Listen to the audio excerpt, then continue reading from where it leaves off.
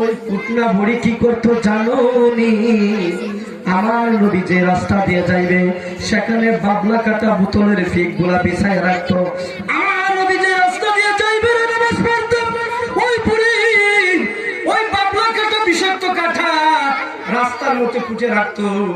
আমার নবীর কদম মুবারকে যখন নূরের কদম মুবারকে যখন ওই কাঁটাগুলো ফুটে যেত, আমার নবী যখন ইস বলে চিৎকার মারতো, ওই বুড়ি শয়তান দূর থেকে আড়াল থেকে কিটকিড়ায় আসতো। তারপর আমার নবী কি নামাজ বাদ দিয়েছে। এবার আসলে বন্ধু, এবার আসলে মাওলানা আলী ফাঁকি ফান্দাতের 5টা সদস্য আমি শেষ করে দিচ্ছি রে বন্ধুরা আমার। অর্জতে মাওলানা আলী তিনি কেমন ছিলেন? বেলায়েতের সম্রাট। আমার নবী বলে আনা মাদিনাতুল ইলম ওয়া বাবু আলিহা, চিৎকার করে বলেন সুবহানাল্লাহ। ও বন্ধুরে আলী কেমন আলী? যাকে আল্লাহ পাক বলেছেন আসাদুল্লাহল কালিম, সুবহানাল্লাহ বলি। আমার মাওলানা বলে আলী এমন একজন আলী, আলী সাধারণ আলী না, আলী হচ্ছে বেলায়েতের সম্রাট। আমি আল্লাহর সিংহভাগ, চিৎকার করে বলি সুবহানাল্লাহ। ও আমার বাবারা বন্ধুরা রে, হযরতে সেরা খুদা আলী যখন ওই মসজিদ নববীর মধ্যে ঢুকে নামাজ পড়াইতো, তখন ওই খারিজি রাফিজির দলেরা ওই আলীর নামাজে যাওয়ার সময় ওই মসজিদ নববীর দরজার কপাটের নিচে লুকিয়ে ছিল ওই শত্রুরা বিষাক্ত ছুরি দিয়ে আলীর পিঠের মধ্যে এমন ভাবে একটা আঘাত করে ওই আলী নামাজের অবস্থায় ইন্তিকাল করে। বলে ইন্না লিল্লাহি ওয়া ইন্না ইলাইহি রাজিউন। তারপরে আসেন এবার ফাকফালুদের 2 নম্বর সদস্য গেল।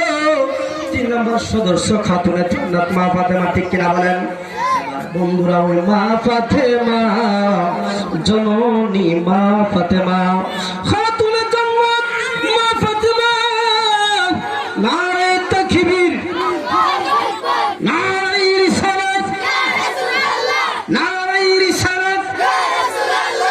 হযরত আমিনুদ্দিন রিজাল খাত্রী সাহেবের আগমন এই মাহফিলের পক্ষ থেকে নারে তাকবীর।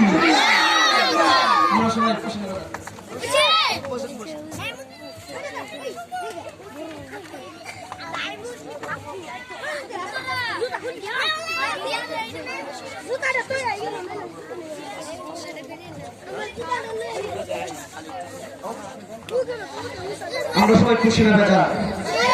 আমাদের দাওয়াতের মেহমান অত্যন্ত যাকে আমরা বলে কি জানেন?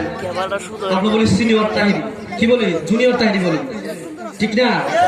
আমরা শিশু বক্তা জুনিয়র তাহিরি বলি, ভুবু তাহিরের মতো কণ্ঠ, ঠিক কিনা বলেন?